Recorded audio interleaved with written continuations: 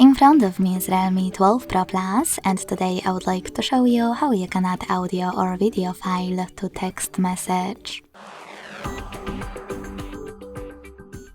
You need to begin by launching messages and selecting or creating a chat. Then click on this plus at the bottom left corner, and to add an audio file, hit Files. Then tap on Audio section to make it easier for you to look for your file. Select one of those apps, or click on the top left corner to pick your file from one of those sources. After finding it, hold it and choose Select at the top right corner. To add a video one, hit Gallery instead, and tap on Folders to look for your video. Then click on it to attach it.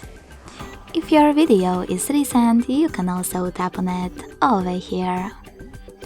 Thanks so much for watching. If you enjoyed this video, leave a like, comment and subscribe.